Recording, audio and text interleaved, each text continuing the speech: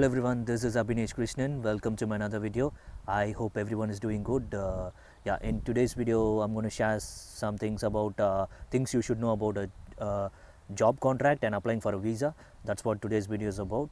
So when it comes to a job contract, first thing like when you're approaching through a recruitment agency, and if they give you a job, like it would be most probably it will be a temporary contract, temporary contract is based on like if a company requires a person to work for a certain role, like they would ask recruitment agency to hire some people based on the position which is advertised on Seek or TradeMe, and that's how people are recruited to a particular position in company. When you're approaching through a recruitment agency, that's how a contract will be like a temporary basis, like till this period of time this person will be working in certain position, and the job description will be based on that. And once you get that contract, and if you're working on a company using the temporary contract, you won't be able to apply for any kind of visa, but you will be able to work to that company, but your wages, holiday pay and everything will be managed by your recruitment agency, and they pay you based on your contract and the wage rate which was explained to you on your contract.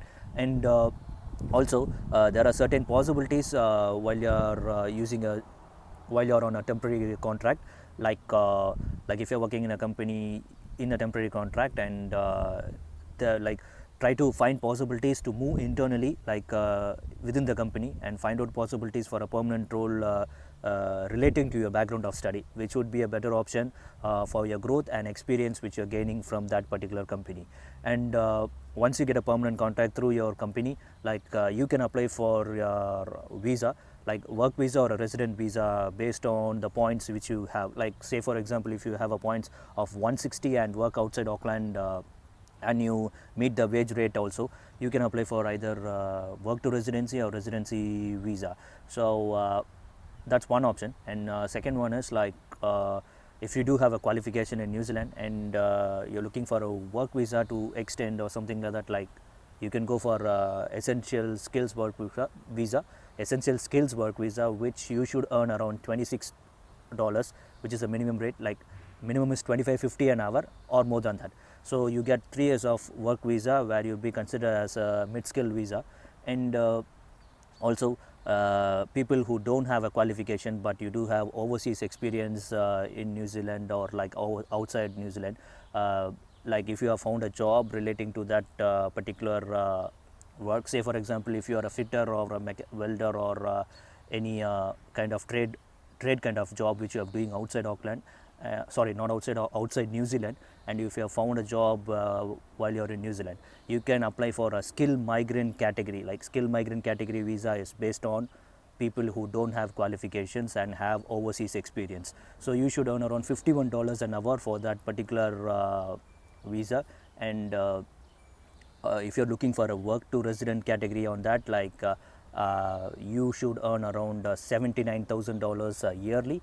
And if you meet the points based on the wage rate, you can apply for your work to resident visa. So work to resident means 2 years of work visa, like 2 years you have to work for that particular company, and after that you can apply for your resident visa.